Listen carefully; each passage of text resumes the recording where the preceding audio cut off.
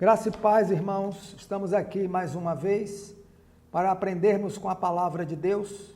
O nosso estudo de hoje será na Epístola de Paulo aos 2 Tessalonicenses, capítulo 3, versículo 4, capítulo 1 ao capítulo 3. Toda a epístola. Vamos ver aqui agora a base bíblica do texto, que está em 2 Tessalonicenses 3, versículo 4 e 5, que diz o seguinte: a tal ponto que sois o nosso orgulho entre as igrejas de Deus, por causa da vossa perseverança, da vossa fé em todas as perseguições e tribulações que suportais. Elas são o sinal do justo julgamento de Deus, é para vos tornar dignos do reino de Deus, pelo qual sofreis. Muito bem, vamos orar? Senhor nosso Deus, nosso Pai, muito obrigado por esse momento, muito obrigado por estarmos aqui. Muito obrigado, Senhor Deus, por estarmos nesse momento estudando a Tua Palavra. Abençoa esse estudo, abençoa a explanação do mesmo, fala ao nosso coração. Nós te pedimos, Senhor Deus, em nome e pelo amor de Jesus. Amém. Bem, o espaço de tempo que separa as duas epístolas aos Tessalonicenses é menor que um ano. Isso ocorreu porque a comunidade local não assimilou corretamente as orientações da primeira epístola dada por Paulo, especialmente em relação à volta do Senhor Jesus Cristo. Havia na igreja alguns falsos mestres que insistiam em dizer que no dia de Cristo já havia chegado. A igreja estava contaminada e precisava ser reorientada sobre vários aspectos futuros. Paulo escreveu 2 Tessalonicenses, que é o segundo volume do manual de fé escrito à igreja em Tessalônica. Muito bem, irmãos. Paulo escreveu a primeira epístola aos Tessalonicenses, com todas as suas recomendações, porém, foi necessário escrever uma segunda epístola para conseguir dirimir, para conseguir resolver o problema da interpretação, da compreensão dos Tessalonicenses concernente à volta do Senhor, concernente à volta do Senhor Jesus Cristo. Bem, essa epístola ela vai tratar das recomendações, vai tratar das exortações, vai tratar das reivindicações dadas à pessoa do Evangelho e vai tratar também da pessoa de Jesus Cristo e a sua volta. Nós temos aqui uma visão panorâmica do livro, da epístola, né? As informações básicas são: grupo de epístolas paulinas escrita para a igreja. Quando se fala eclesiástica, quer dizer escrito para a eclesia, que no grego quer dizer igreja. Então, Paulo escreve essa epístola diretamente para a igreja de Tessalônica. O autor é o próprio Paulo, foi escrita em 52 depois de Cristo, o local onde ela foi escrita, na cidade de Corinto. O alvo da epístola, os crentes de Tessalônica. E o versículo-chave dela é 2 Tessalonicenses 2, versículo 1 e 2. Agora, irmãos, vamos esclarecer algumas coisas a respeito da vinda de nosso Senhor Jesus Cristo e de nosso encontro com Ele. Não se deixem abalar nem assustar tão facilmente por aqueles que dizem que o dia do Senhor já começou. Não acreditem neles, mesmo que afirmem ter recebido uma visão espiritual, uma revelação ou uma carta supostamente enviada por nós. E a expressão-chave da epístola é o dia do Senhor. Então essa epístola vai trabalhar no todo o seu contexto sobre a volta do Senhor Jesus Cristo. Nós temos o esboço da epístola. Essa epístola no capítulo 1, 2 Tessalonicenses capítulo, vai falar de gratidão e desânimo. Gratidão e desânimo. Paulo nos fala claramente da sua gratidão. Irmão, não podemos, no versículo 3, não podemos deixar de dar graças a Deus por vocês, pois sua fé tem se desenvolvido cada vez mais e seu amor uns pelos outros tem crescido. Por isso, nos orgulhamos de falar às outras igrejas de Deus sobre sua perseverança e fidelidade em todas as perseguições e aflições que vocês têm sofrido. Então, Paulo é grato à igreja de Tessalônica pela perseverança dela, pela fidelidade dela, a pessoa do Senhor Jesus Cristo, apesar das perseguições e aflições que ela tem sofrido. Paulo também nos diz, com referência ao desânimo, em que eles não desanimassem, mas permanecessem firmes no chamado de Deus. Por quê? Porque Deus usaria essa perseguição para mostrar que seu julgamento é justo, para torná-los dignos de seu reino, pelo qual estão sofrendo. Em sua justiça, Deus pagará com aflição aqueles que afligem vocês. Então, Paulo está falando na palavra, encorajando os tessalonicenses e sendo grato pela vida deles. O esclarecimento da epístola, 2 Tessalonicenses, capítulo 2, a instrução. A instrução de Paulo é a seguinte: quanto à vinda de nosso Senhor Jesus Cristo e a nossa reunião com Ele, rogamo-nos, irmãos, que não percais tão depressa a serenidade de espírito, e não vos perturbeis nem por palavra profética, nem por carta que se diga, vinde de nós, como se o dia do Senhor já estivesse próximo. Paulo instrui a igreja que não se deixasse levar por cartas, por conversas, por intrigas, por falsas profecias que aconteciam no meio da igreja, que não deixassem levar por isso, mas que estivessem tão somente voltados pela instrução que Paulo estava dando a eles agora. Paulo nos diz aqui na palavra, não se deixem, ele fala aqui, não vos deixeis seduzir de modo algum por pessoa alguma, porque deve vir primeiro a apostasia e aparecer o homem ímpio, o filho da perdição, o adversário que se levanta contra tudo que se chama Deus ou recebe culto, chegando a sentar-se pessoalmente no templo de Deus e querendo passar por Deus. Paulo orienta a igreja que estivesse preparada.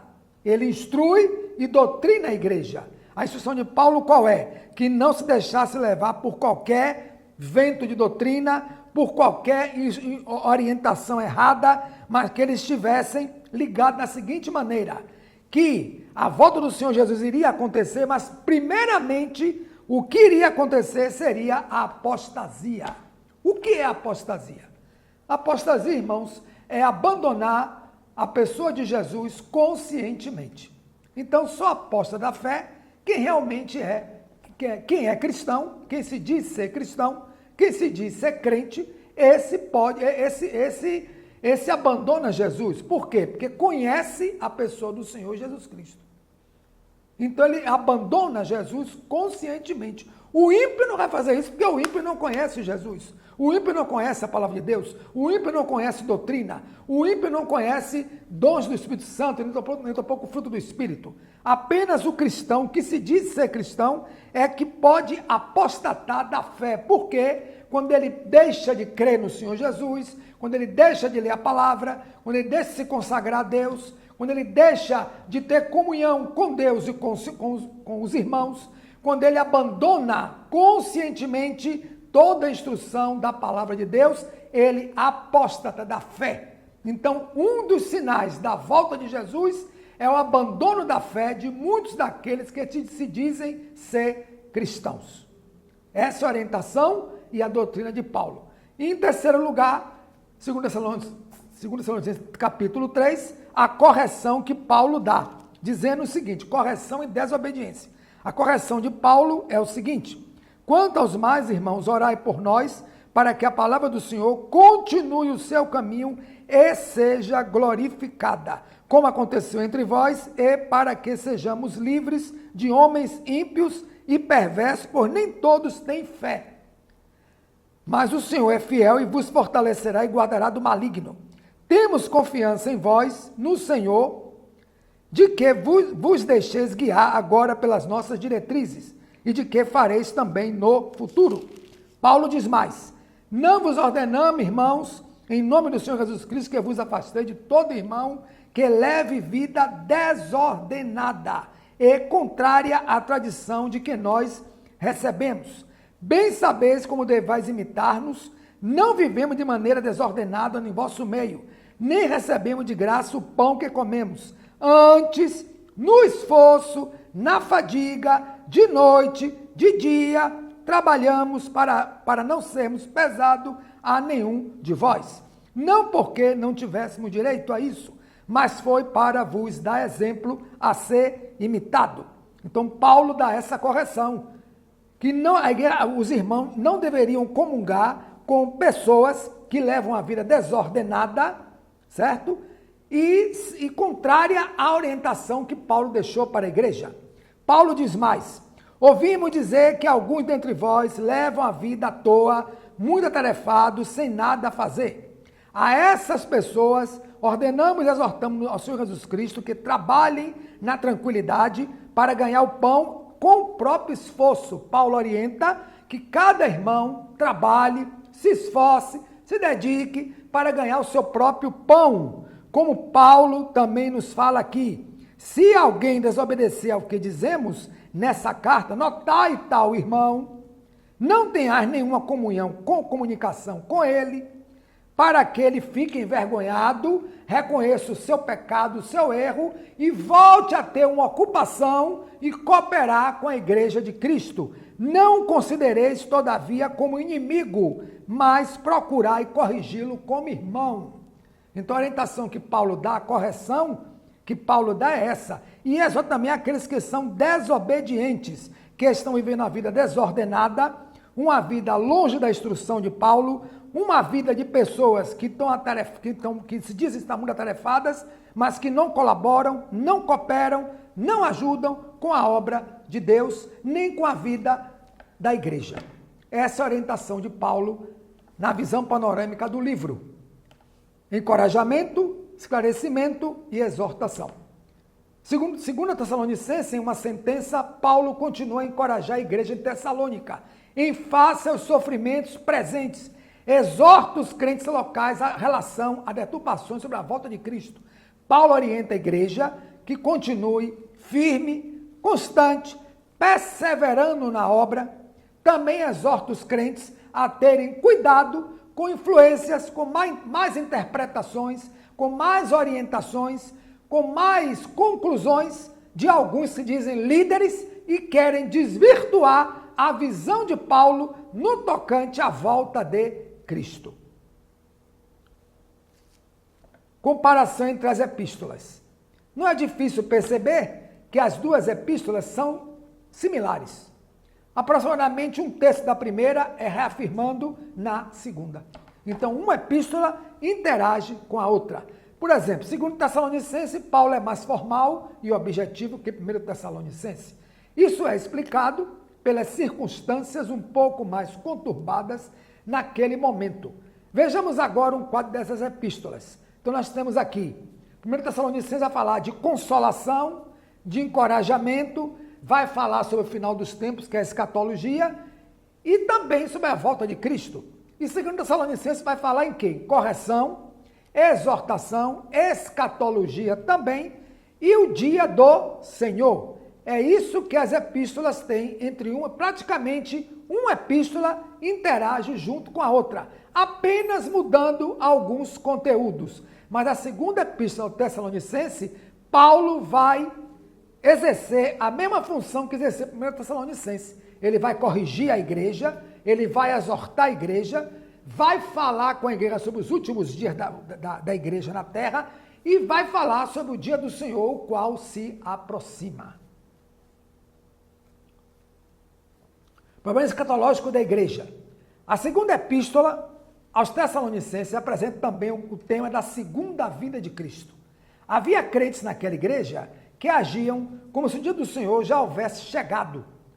Paulo exorta veementemente os que defendem essa ideia, usando o pretexto da imediata volta de Cristo, e não queriam trabalhar. Ou seja, irmãos na igreja, Jesus está voltando já, para que eu vou trabalhar? Para que eu vou cooperar? Para que eu vou evangelizar? Se Jesus está voltando, eu vou me sossegar, ficar quietinho aqui no meu canto, que Jesus voltar eu vou para o céu.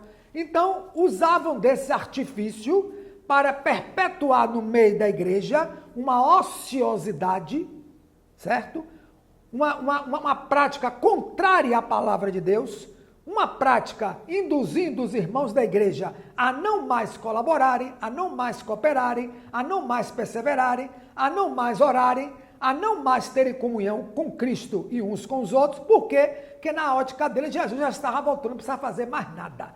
Mas Paulo exorta a igreja em 2 Tessalonicenses 3, versículo 8, Paulo nos diz o seguinte, 3, 8, ele nos fala, olha aqui, nem recebemos de graça o pão que comemos, antes no esforço e na fadiga de noite e de dia, trabalhamos para não sermos pesados a nenhum de vós. Não porque não tivéssemos a nenhum de vós. Paulo exorta a igreja que deveriam trabalhar dia e noite. Não importa Jesus voltando ou não, Jesus tem que nos encontrar, irmãos, trabalhando na obra. Deus não comunga com preguiçoso. Não é à toa que Salomão fala em Provérbios, vai ter com a formiga preguiçoso. A obra de Deus, ociosidade, preguiça, acomodação, não existe. Nunca existiu.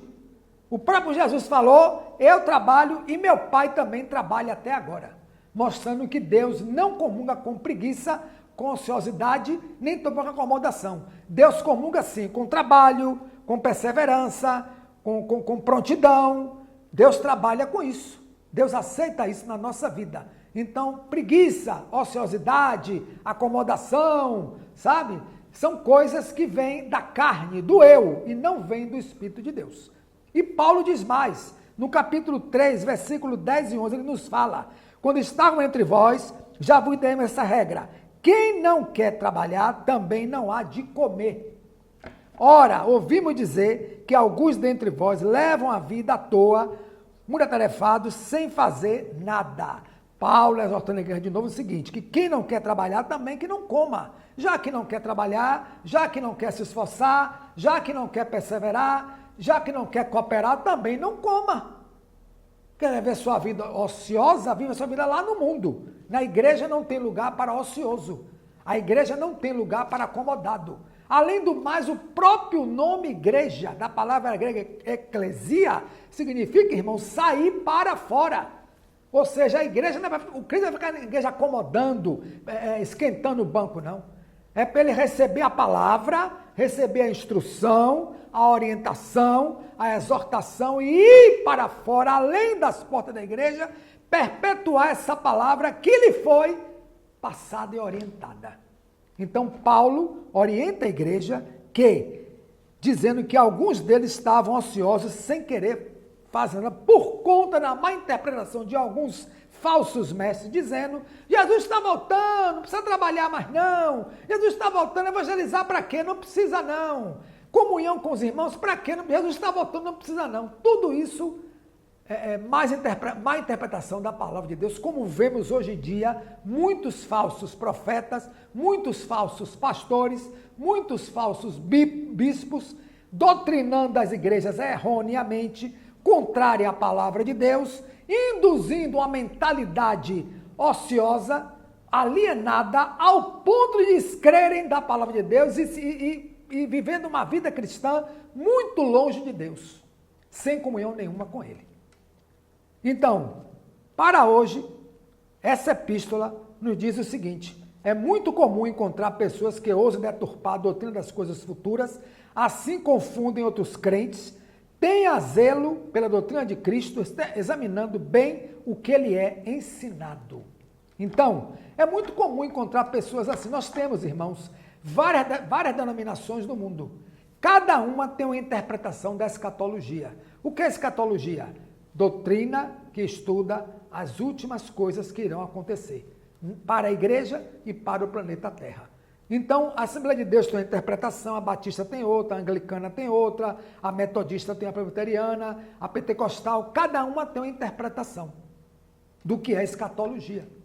Várias vertentes, várias vertentes.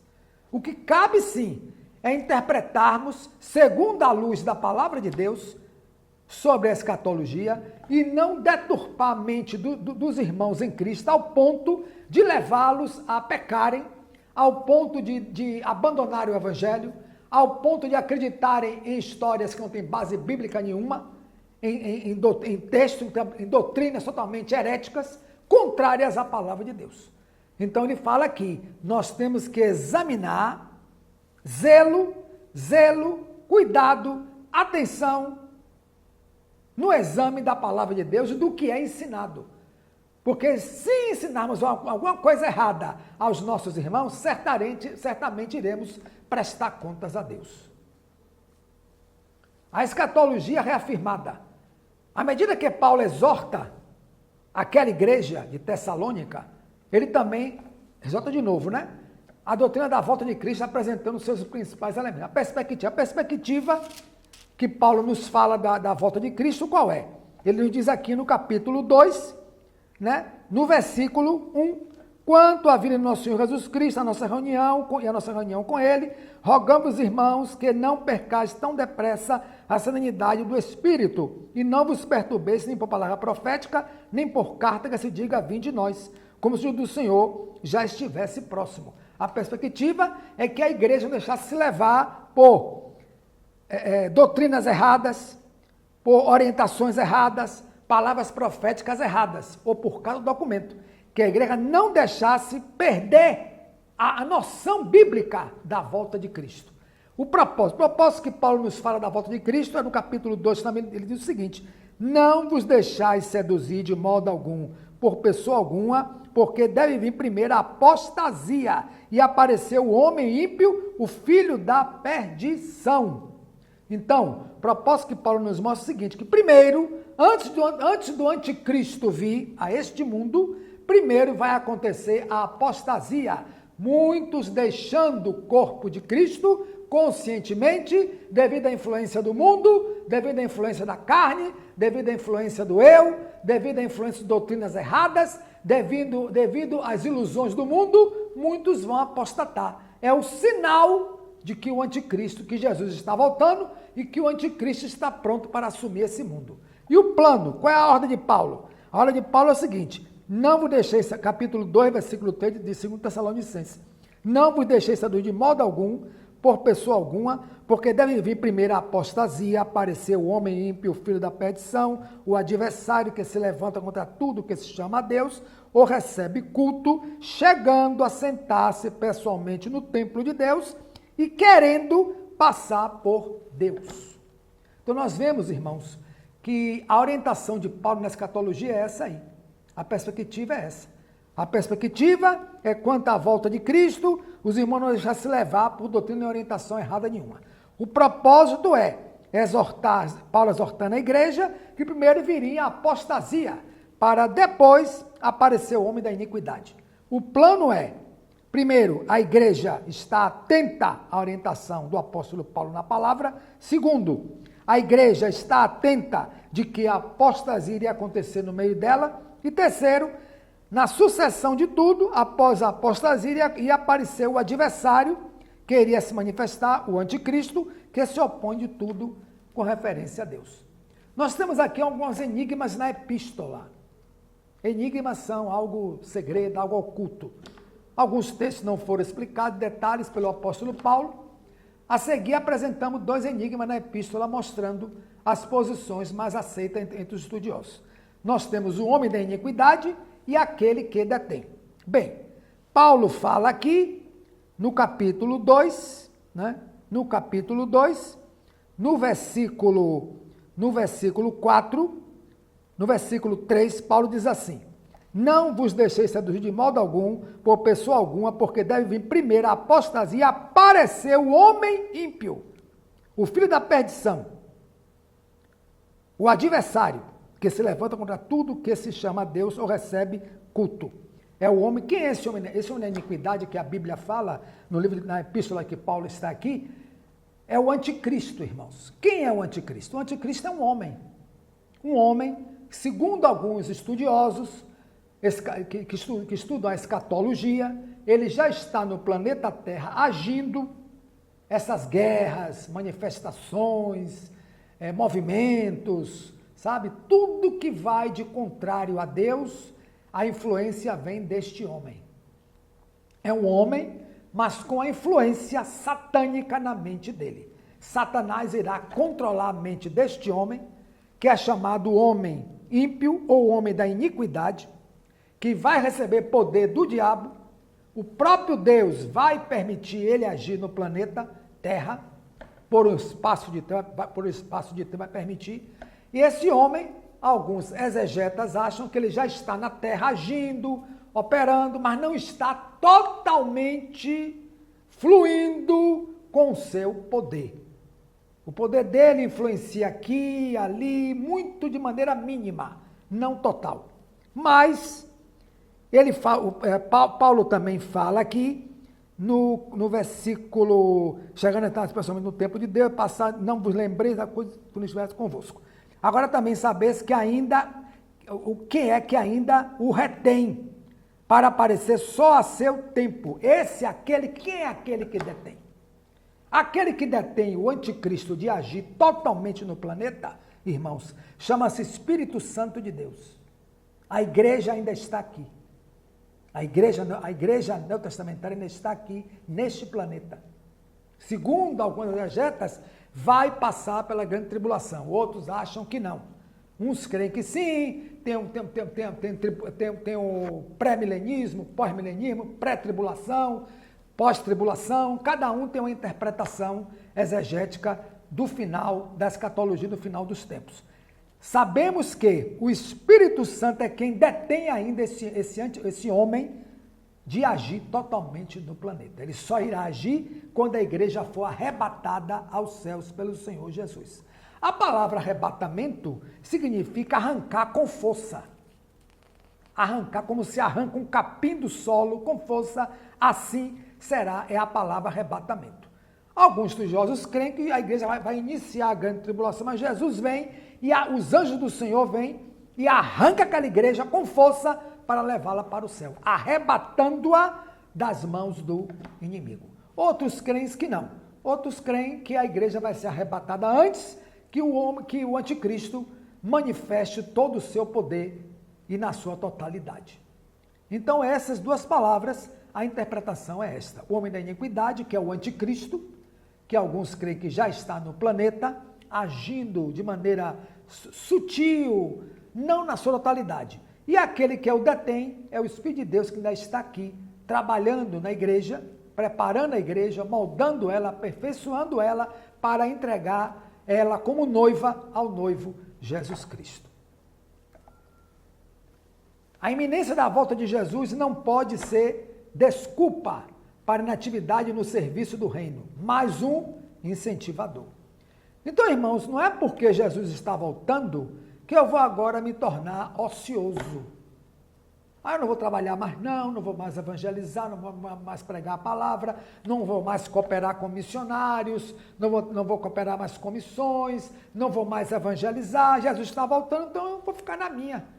Mesmo que seja difícil entender todos os aspectos que seja a doutrina da volta de Cristo, firme na vida e na esperança de que um dia ele voltará. Ou seja, eu tenho que estar trabalhando dia e noite. Eu recebi o talento de Jesus, tenho que granjear esse talento, multiplicar ele e não agir como aquele que recebeu um talento, enterrou na terra e foi chamado pelo Senhor de servo mau e negligente. Todos nós recebemos do Senhor Jesus uma obra. Todo cristão tem uma obra nas mãos.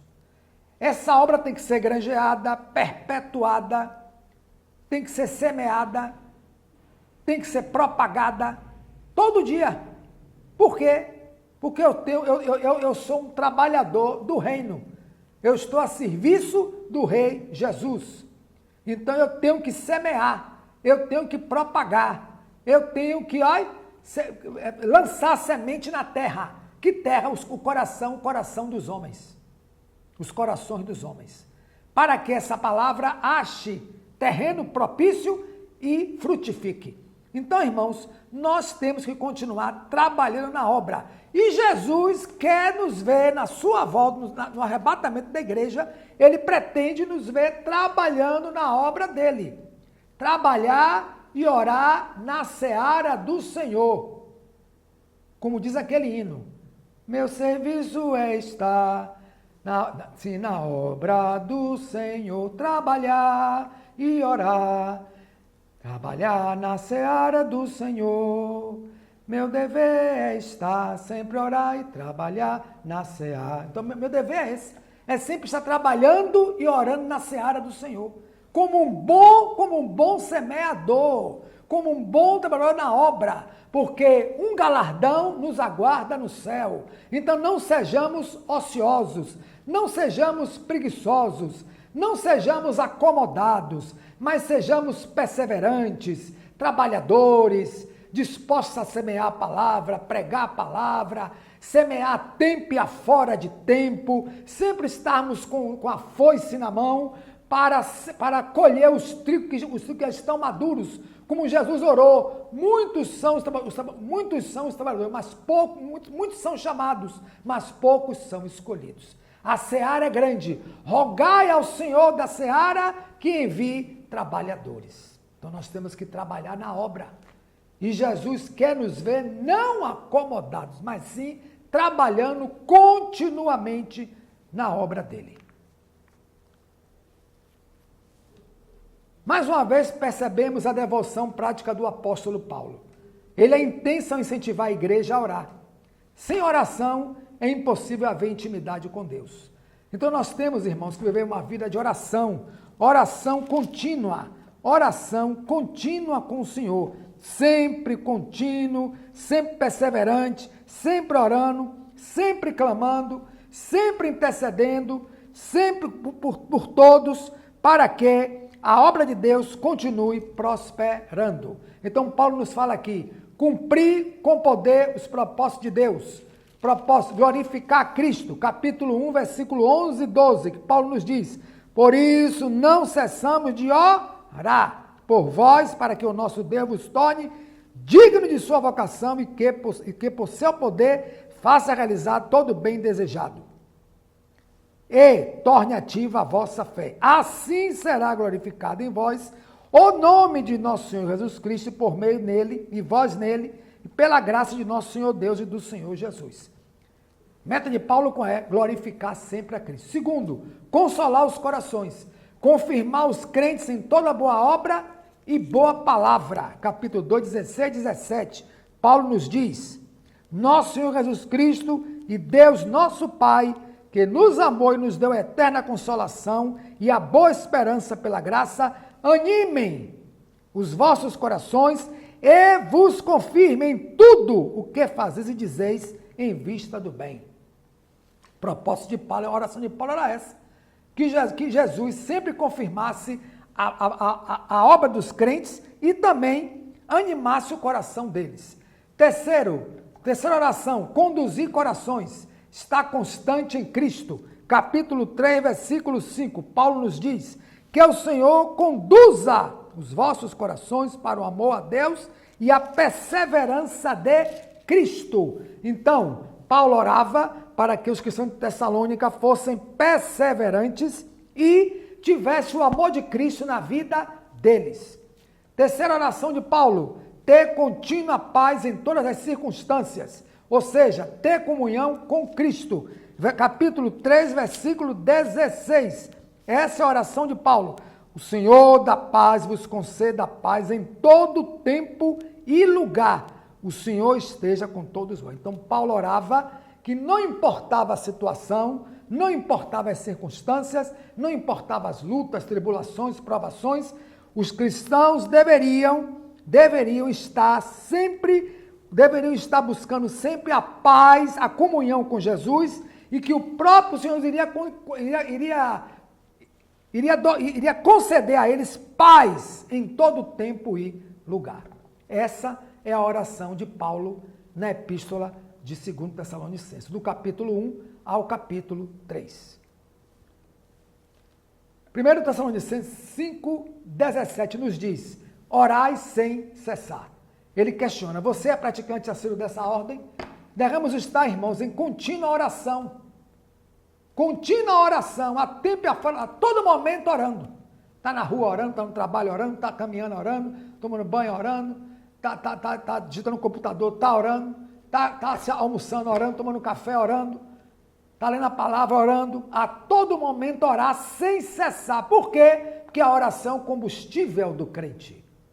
A oração é um combustível que alimenta a fé do crente, alimenta a perseverança do crente, alimenta a paciência, alimenta o amor, alimenta a paz, alimenta a cada dia a exortação para o crente continuar firme e contínuo na obra do Senhor. A oração ensina o cristão a ter amor ao próximo. A oração ensina o cristão a ter comunhão com o seu próximo. A oração ensina o cristão a orar pela igreja que ele congrega, a orar pelo pastor que pastoreia ele, a orar pelos diáconos que estão na igreja, a servir na igreja, a orar por todos. Então, orar sem cessar é um mandamento, porque sem oração, nesse mundo do século XXI que vivemos, o crente não tem como perseverar. Ele cai. Ele cai porque sem oração ele não sobrevive. Sem oração ele não persevera. Sem oração ele não trilha o caminho designado por Deus para a vida dele. Então, orar sem cessar. Concluímos que a doutrina do regresso do Senhor Jesus requer equilíbrio entre a espera e a ação. Então, o retorno de Cristo requer de nós o quê? Um equilíbrio. Eu estou aguardando Jesus, mas também estou trabalhando na obra. Não importa quando ele vai vir. Importa sim, quando ele voltar, ele me encontre como um bom trabalhador da obra dele. É uma perspectiva que deve estimular a santidade, não a indolência. As palavras finais de Paulo são a melhor maneira de concluir essa lição, que diz o seguinte, 2 Tessalonicenses 3,16. Ora, o Senhor de paz, Ele mesmo vos dê continuamente a paz em todas as circunstâncias. Então, Paulo isso aqui. As palavras finais de Paulo são essas. Então, quanto mais nós perseveramos no caminho do Senhor, a santidade deve ser buscada, a comunhão deve ser buscada, a perseverança deve ser buscada, a comunhão com Deus, a comunhão com o próximo e sempre trabalhando feliz, satisfeito na obra do Senhor. Não trabalhando por interesse próprio, não trabalhando visando glória, visando poder, não, trabalhando com humildade, com perseverança, trabalhando com amor àquele que é o dono da obra. Trabalhar para agradar àquele, não homem, mas trabalhar para agradar àquele que é o dono da obra e trabalhar fazendo o melhor. E fazendo o melhor, feliz, satisfeito, porque a alegria do Senhor é a nossa força. Então nós temos que trabalhar assim na obra. Sempre contínuo na obra, com amor, perseverança, amando o próximo, suportando o próximo, abençoando o nosso próximo, quer que seja cristão, quer não seja. O testemunho nosso cristão no dia a dia é a marca que vamos deixar aqui nesse mundo, ou quando Jesus voltar, ou quando partirmos dele. Então temos que estar trabalhando na obra, a tempo e a fora de tempo, sabendo que o nosso trabalho não é vão no Senhor, quando trabalhamos para exaltar esse Senhor, que é o dono de tudo, a qual merece glórias, honra e louvor para todos sempre. Amém. E que Cristo nos abençoe. Amém.